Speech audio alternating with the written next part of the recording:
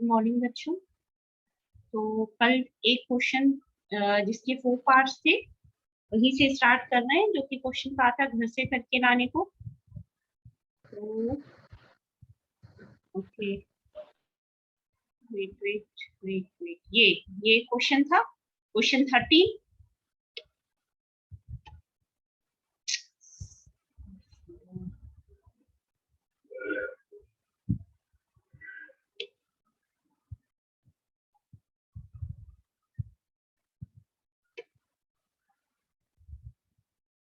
ये क्वेश्चन 13 था, जो कि कहा था तुम लोग खुद से करना। ठीक है, तो किया तो होगा नहीं, तो फिर से एक्सप्लेन कर देते हैं। क्वेश्चन क्या कह रहा है? A company is considering an investment proposal to install a new smelling control at a cost of rupees 50,000. Okay. The facility has a life expectancy of 5 years without any salvage value. The firm uses SLM of depreciation. SLM means जो depreciation का एक method होता है, straight line method, तुम लोगों ने already पढ़ रखा होगा, and the same is used for tax purposes. The tax rate is assumed to be 35%. The estimated cash flows before depreciation and tax. Before depreciation means depreciation और tax pay करने से पहले, CBDT। ठीक है। From the investment proposals are as follows, जो कि firm की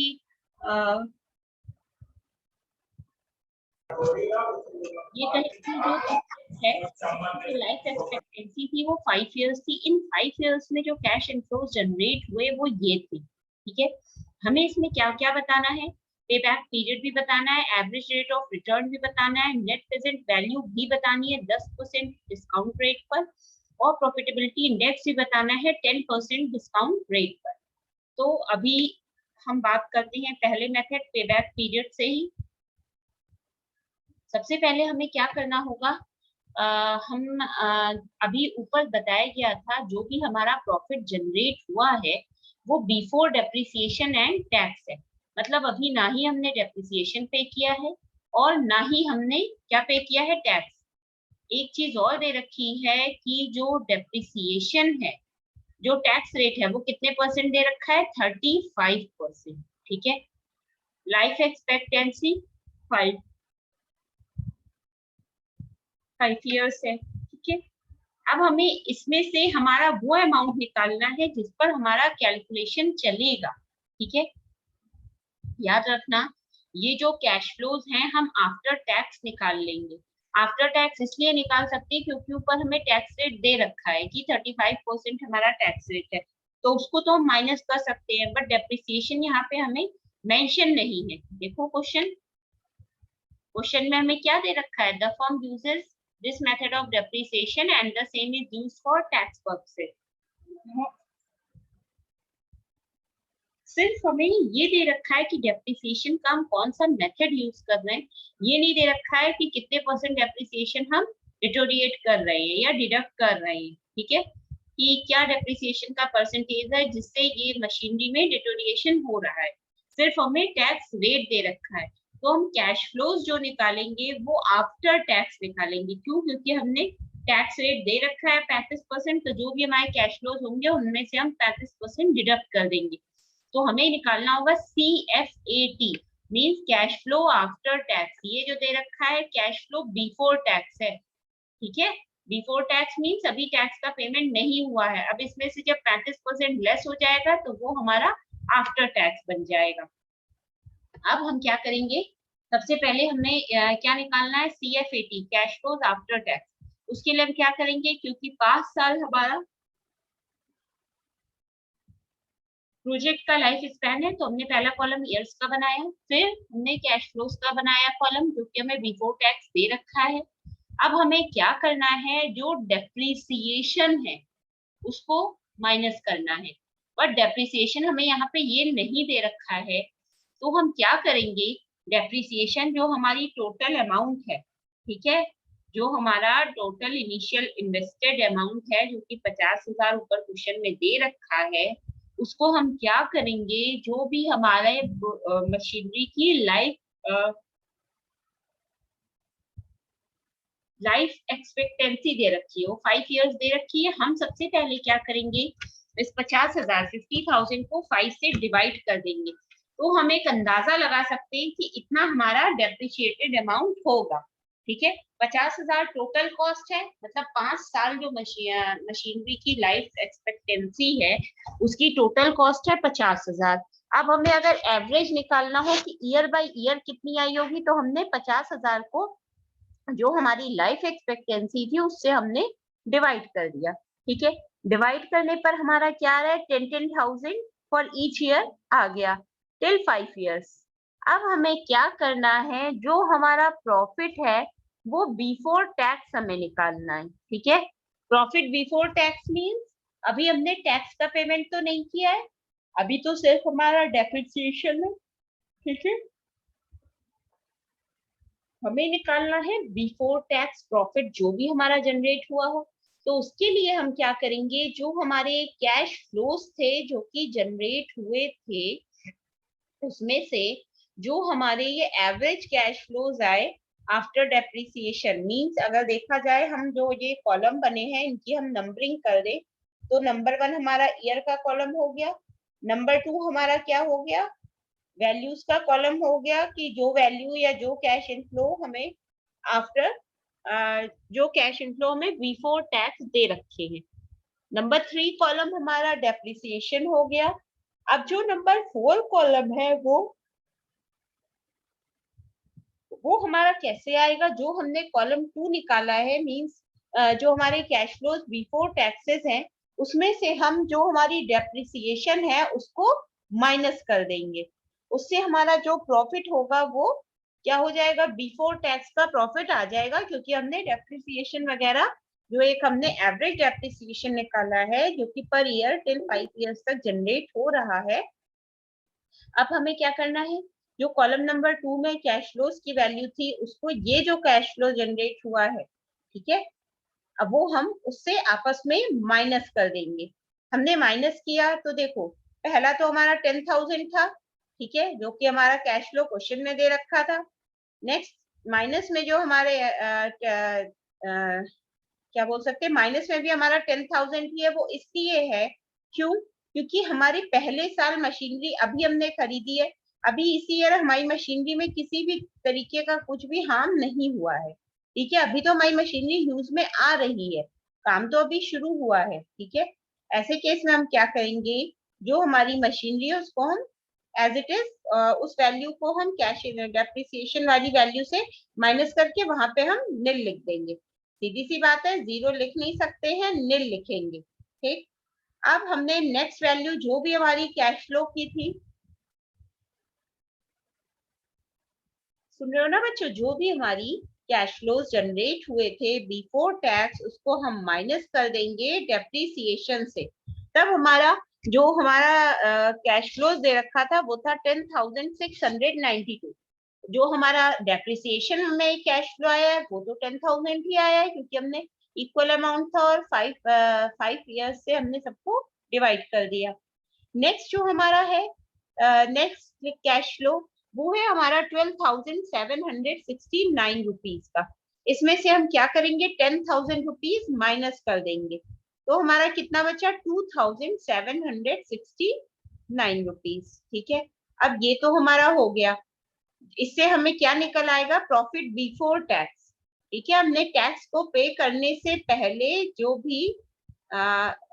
भी प्रॉफिट कमाया, कुछ ऐसे कह लो। ठीक है, नेक्स्ट इसी तरीके से हमने 3rd year 4th year 5th year तक की वैल्यूज को बुला लिया। ठीक है, हमने वैल्यूज को आपस में माइनस किया तो हमें जो वैल्यू जनरेट हुई, मीन जो कॉलम नंबर 4 है वो हमारा हो गया PBT, means profit before tax. ठीक है, अब हमें नेक्स्ट क्या करना है, अब हमें टोटल हाँ, अब हमें टोटल सॉरी, हमने डेप्रिसिएशन माइनस कर दी, अब हमें टैक्सेस माइनस करने हैं कितने, 35%। अब ये 35% कैसे आएगा, कोई आइडिया? हमें तो सिर्फ ये बता दिया गया ना कि क्वेश्चन में टैक्स रेट इज 35%। यस। हाँ, तो अब बताओ अब हमारा ये टैक्सेस जो 35% ये हम माइनस करेंगे, किससे करेंगे? 35% कहें या 35? कैश इनफ्लोज सुनाई नहीं पड़ा कैश बेटा? इन हम कैश इनफ्लोज बिफोर टैक्सेस वो करेंगे, 35% कैश निकालेंगे। इनफ्लोज बिफोर टैक्सेस नहीं बेटा, ये जो हमारा प्रॉफिट है, profit before yes ma'am. Tax आया है ना, इससे हम करेंगे, क्योंकि अभी हमने टैक्स नहीं पे किया। यही तो हमारा ये जो अमाउंट है कॉलम नंबर 4 वाले, ये पहला अमाउंट तो हमारा नील हो गया, तो वो तो एज इट इज टैक्स के बाद भी नील हो जाएगा। अब ये जो हमारे अमाउंट है ये हमारा बेसिकली प्रॉफिट ही तो हो रहा है, तो इस प्रॉफिट में से हम टैक्स जो हमारा है 35%, उसको हम माइनस कर देंगे। कैसे माइनस करेंगे? देखो, सबसे पहली वैल्यू तो हमारी नील थी, वो तो as it is nil note हो जाएगी, ठीक है, कॉलम नंबर 5 में। अब कॉलम नंबर 4 पे वापस सेकेंड ईयर के ले आओ, तो हमारा प्रॉफिट था 692 रुपीज, 692 रुपए हमारा प्रॉफिट था। अब ये जो हमारा 692 रुपीज आया है प्रॉफिट, इसका हम क्या करेंगे? 35% निकालेंगे। इसका 35% निकालने के लिए हमें क्या करना होगा? 692 इंटू क्या करेंगे? 0.35 कर देंगे। तो हम जब ये करेंगे तो हमारा कितना आएगा? 242 रुपीज 20 पैसा आएगा। चेक कर लो तुम लोग भी, इसका जो 35% निकालेंगे वही हमारा टैक्स आ जाएगा, तो ये 242 रुपीज आ गया। नेक्स्ट हमारा कितना दे रखा है? 2769 रुपीज। इसको हम क्या करेंगे? इसका भी 35% निकाल लेंगे, वो हमारा आ जाएगा 969 रुपीज 15 पैसा। तो 15 पैसे की कोई वैल्यू नहीं होती, उसे हम नेग्लेक्ट करके 969 रुपीज लिख देंगे। नेक्स्ट हमारा है 3462 रुपीज, इसका हम फिर से 35% निकालेंगे, तो हमारा आ रहा है 1211.70 पैसा, मतलब 1211 रुपीज और 70 पैसे। इसको हम राउंड ऑफ करें तो 1212 रुपीज आ गए, ठीक है। नेक्स्ट है हमारा 10,385, इसका हम निकालेंगे 35%, तो हमारा आएगा 3,634 रुपीज और 75 पैसा। राउंड ऑफ कर देंगे तो हमारा हो जाएगा 3,635 रुपीज, ठीक है। अब हमें क्या करना है? अब ये सब हमारा हो गया, ये तो हमारा टैक्स का अमाउंट आ गया कि इसका प्रॉफिट का हमने जब 35% टैक्स निकाला तो ये हमारा ये अमाउंट आया। अब हमें अपनी अर्निंग्स निकालनी है आफ्टर टैक्सेस, मतलब ये जो हमारे प्रॉफिट है अगर इसमें से हम ये टैक्सेस को भी पे कर दे तो हमारी क्या अर्निंग बचेगी। मतलब कॉलम नंबर 6 हमारा हुआ EAT, अर्निंग आफ्टर टैक्स। अब इसके लिए हम क्या करेंगे? ये जो 692 था इसमें से टैक्स का अमाउंट 242 माइनस किया, हमारा आ गया 450 रुपीज। नेक्स्ट था 2769, माइनस किया टैक्सेस 969, तो हमारा आ गया 1800 रुपीज, ठीक। नेक्स्ट था 3462, उसमें से हमने अपना जो टैक्स था वो था 1213 रुपीज, जो हमने माइनस किया तो हमारा आया 2250 रुपीज। लास्ट हमारा था 10,385 रुपीज माइनस 3,635, हमारा कितना आ गया? 6,750 रुपीज। क्लियर है? अब ये तो हमारी आ गई अर्निंग्स, वो वाली अर्निंग्स जो हमने टैक्स पे कर दिया है। अब हमें अपना कैश फ्लो निकालना है आफ्टर पेइंग टैक्स। अब ये जो हमारी वैल्यूज आई हैं ये हमारी क्या है? ये हमारी अर्निंग आफ्टर टैक्स ही तो है। अब हमें निकालना है कैश फ्लो आफ्टर टैक्स। हम क्या करेंगे? ये जो हमारे कैश फ्लोज थे इसमें हम ये वैल्यू जो कॉलम नंबर 6 है वो ऐड कर देंगे, ठीक है। और किसमें ऐड करेंगे? कॉलम नंबर नहीं नहीं नहीं, ये तो बिफोर टैक्स था, इसमें ऐड करेंगे। ये जो हमारी ये क्या दे रखी है? डेप्रिसिएशन। एक सेकेंड रुकना, कुछ गड़बड़ हुआ है क्या? एक सेकेंड बच्चों, बस एक सेकेंड। हाँ, डेप्रिसिएशन वाली ये जो हमारा अमाउंट है बेसिकली यही तो हमारा प्रॉफिट था, ठीक है। अब हम क्या करेंगे? जो हमें कैश फ्लो निकालना है आफ्टर पेइंग टैक्स, हमें कैश फ्लो जो निकालना है वो आफ्टर पेइंग टैक्स, मतलब टैक्स पे करने के बाद कितना बचा वो निकालना है, ठीक है। अब हम क्या करेंगे? जो ये कॉलम नंबर 3 है हमारा 10,000 में जिसके एवरेज कैश फ्लो आए हैं उसको हम ऐड कर देंगे किसमें? कॉलम नंबर 6 में, ठीक है। तो हमारा कुछ इस तरीके की वैल्यूज जनरेट हो जाएंगी। ये हमारे अब हमने जब ये वैल्यूज हमारी हो गई, हमने कैश फ्लोज निकाल लिए। अब हम क्या करेंगे, इन सारी वैल्यूज का सम करेंगे। और जब हमने कैश फ्लोज आफ्टर टैक्स किया तो हमारा टोटल आया 61,250। जब हमने अर्निंग आफ्टर टैक्स किया था वो आया हमारा 11,000 हाँ 250 रुपीज। अब ये दोनों वैल्यूज तो हमारी आ गई। अब हमें क्या काम करना है, इतने अब इसी अमाउंट को हम यूज करेंगे अपने सारे जितने भी हमें पार्ट्स दे रखे हैं सब में। ठीक है, सबसे पहला हमारा है पे बैक पीरियड मेथड। पे बैक पीरियड के लिए हम क्या करेंगे, जो ये हमारा अभी दिख रहा है ना, कैश फ्लोज आफ्टर टैक्स, सबसे पहला कॉलम ईयर का बनाओ, फिर उसी में क्या हाँ फिर हाँ हम क्या करेंगे, कैश फ्लोज सबसे पहला कॉलम ईयर का बना लिया, फिर कैश फ्लोज आफ्टर टैक्सेस का कॉलम बनाया। ये जो हमने कॉलम नंबर 6 में वैल्यूज निकाली थी, ये सारी वैल्यूज थी। अब हमें निकालना है cumulative cash flow. Cumulative cash flow इसलिए निकालते हैं क्योंकि देखो ये वैल्यूज देख रहे हो, इनका हमारे इस वैल्यू पर कोई इफेक्ट नहीं है, ये हमारी सिर्फ डेप्रिसिएशन वाली वैल्यूज है। हमें जब पे बैक पीरियड निकालना है, हमें इस टोटल अमाउंट को कंसीडर करना है। ठीक है, टोटल अमाउंट मीन्स जो हमारी इनिशियल कॉस्टिंग थी, कितनी थी, 50,000 रुपए आई थी। ठीक है, हमें उससे उसकी हेल्प से वैल्यू निकालनी है, इसलिए हम क्या करेंगे, cumulative cash flow after tax निकालेंगे। कैसे निकलेगा, ध्यान दो, ये बहुत ही इंपॉर्टेंट पार्ट चल रहा है क्वेश्चन का। इस पे जो पहली वैल्यू है उसको हम एज इट इज नोट कर लेंगे। 10,000 थी पहली वैल्यू, उसको हमने यहाँ पे एज इट इज नोट कर लिया। नेक्स्ट जो वैल्यू है उसको हम डायगोनल में ऐड कर देंगे। नेक्स्ट वैल्यू हमारी कितनी है, ये तो 10,000 नोट कर ली, इसका डायगोनल क्या है, 10,450। इस 10,450 को इस 10,000 में ऐड कर दो, कितना आया, 20,450। नेक्स्ट हमारी डायगोनल में वैल्यू क्या है, 11,800, उसको हम इस 20,000 से ऐड कर देंगे, हमारी वैल्यू आ गई 32,250। क्लियर। नेक्स्ट हमारी डायगोनल वैल्यू है 12,250, इसको हमने इस वैल्यू से ऐड किया, हमारी वैल्यू आ गई 44,500।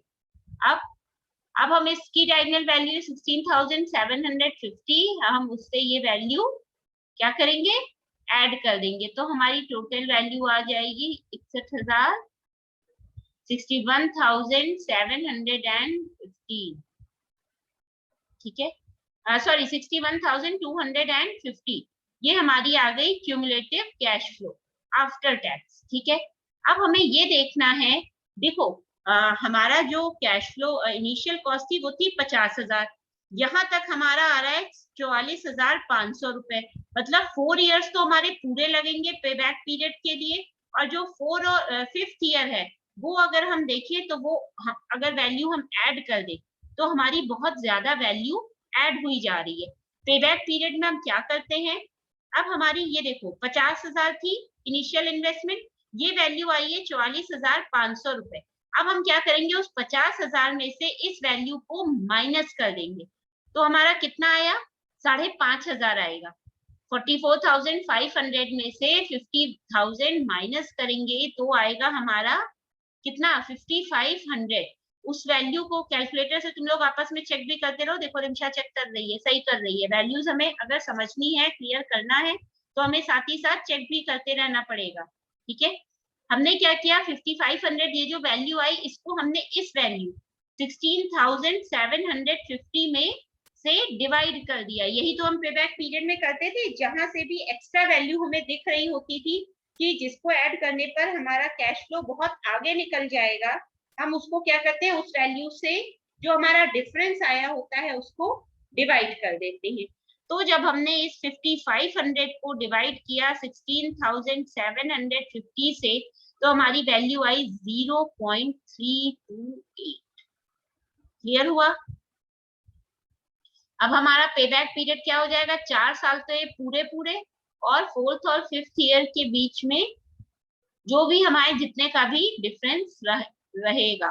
ठीक है, तो हमारे में जितने का भी डिफरेंस रहेगा, अब हमें क्या करना है, ये तो अब हमने 4 इयर्स तो पूरे पूरे थे और ये आया 0.328, ये हमने उस 4 में ऐड कर दिया, दैट मीन्स जो हमारा पे बैक पीरियड है वो हो जाएगा 4.328 ईयर्स। मतलब 4.328 ईयर्स में तुम्हें तुम्हारा जितना भी पैसा है या जो इनिशियल इन्वेस्टमेंट है वो वापस मिल जाएगा। ठीक है, अब हम बात करते हैं हमारा जो नेक्स्ट मेथड क्वेश्चन में दे रखा है। बच्चों 1 सेकेंड रुकना, बस बस हाँ 1 सेकेंड।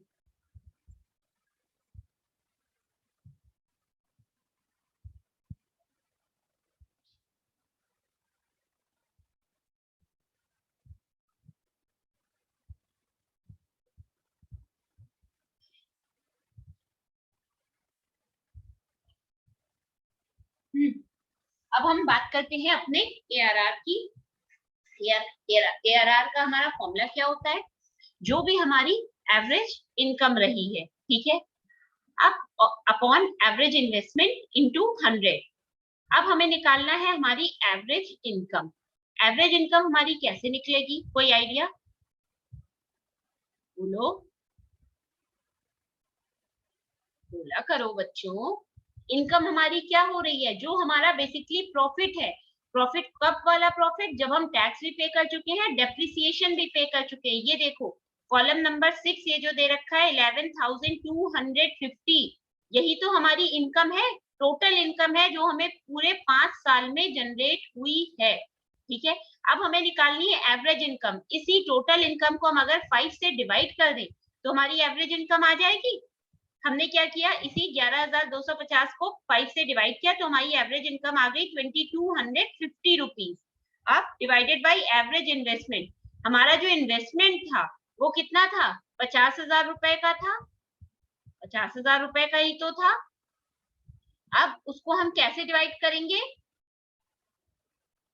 बोलो बच्चों, कुछ तो बोला करो।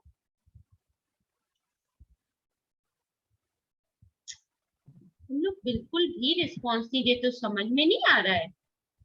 मैम ये 50,000 को 2 से डिवाइड करती हूँ। 50,000 को 2 से नहीं करेंगे, ये कुछ गड़बड़ है। खुद ही से सोचो, जब हमारा प्रोजेक्ट का life span 1 second 5 years they रखा है, हमने जो एवरेज इनकम है वो 5 से निकाली है, तो जो हमारा एवरेज इन्वेस्टमेंट है, यहाँ देख ले एक बार, कुछ दे तो नहीं रखा है ना ऐसा। एवरेज रेट ऑफ रिटर्न के लिए कोई भी टाइम पीरियड भी नहीं मेंशन है। लाइफ एक्सपेक्टेंसी, हाँ यहाँ पे कुछ भी नहीं है, तो हम इसी 5 ईयर्स को ही तो लेकर चलेंगे। तो जो हमारा इन्वेस्टमेंट है ये 50,000 रुपए का, ये कितने साल के लिए हो रहा है? 5 साल के लिए तो होगा ना। जो हमें प्रॉफिट जनरेट हुआ है वो 5 साल के लिए हुआ है। दैट मीन्स जो हमारा इन्वेस्टमेंट है वो भी तो 5 साल के लिए ही होगा। अब हम 50,000 को अगर 5 से डिवाइड करें तो कितना आएगा? 10,000 आ जाएगा।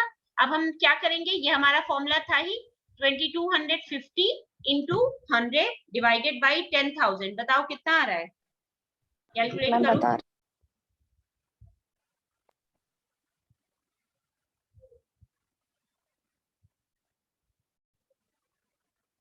2.25 आ रहा है। चेक करो, यही आ रहा होगा। मैम 22.5। 22.5 की 2.5? मैम 22, क्योंकि मैम ये है ना 2,250 नहीं, इंटू 100 भी तो करो। 225 हाँ तो मैम, इंटू 100 हाँ तो मैम उसके वही किया है।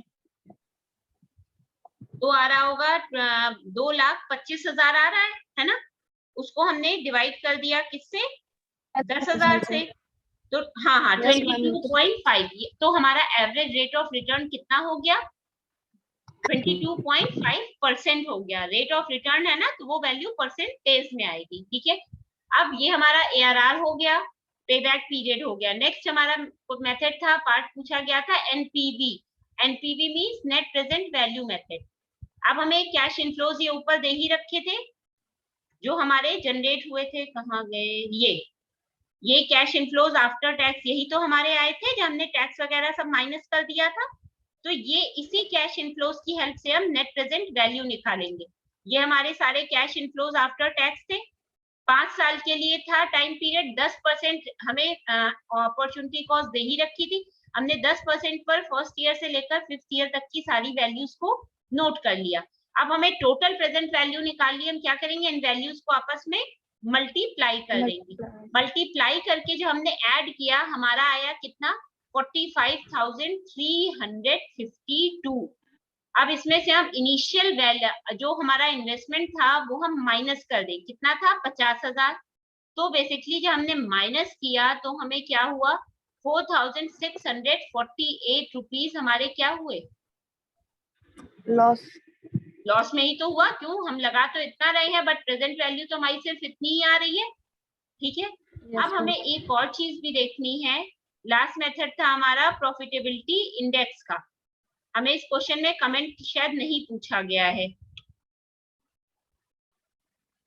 हमें सिर्फ निकालना है, ये नहीं बोला गया है कि आपको कमेंट भी करना है। तो हमने पेबैक पीरियड निकाल दिया, अकाउंटिंग रेट ऑफ रिटर्न निकाल दिया, नेट प्रेजेंट वैल्यू हमने निकाल दी। तो हमें यहाँ पे ना ही प्रॉफिट ना ही लॉस, डायरेक्ट लिखना एनपीवी नेट प्रेजेंट वैल्यू कितनी आ गई 50,000 में से माइनस करना, यहाँ पे चाहे एक माइनस सिंबल लगा देना।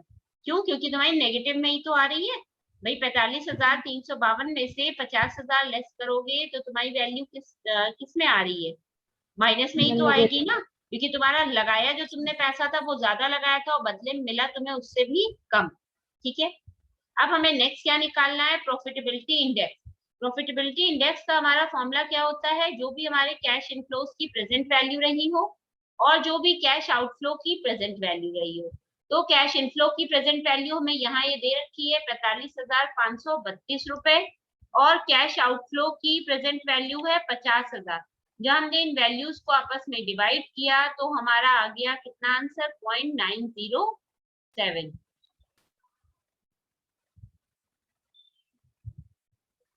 हो गया, क्लियर हुआ ना? ठीक, तो हमने चारों पार्ट्स निकाल दिए। ठीक है, अब बताओ ये क्वेश्चन समझ में आया? Yes ma'am. ठीक है, तो अब जो हमारा नेक्स्ट क्वेश्चन है, नेक्स्ट क्वेश्चन देख रहे हो ना, question 14 B company is evaluating a proposal to acquire an automobile yielding machine. तो हमें ये वाला क्वेश्चन अब तुम लोग खुद से करोगे, एक बार करके देखना। आज नहीं आएगा समझ में तो हम बताएंगे ही, बट एक बार खुद से भी करके देखना। ठीक है, करोगे ना, ट्राई तो एटलीस्ट कर ही सकते हो। बोलो बच्चों,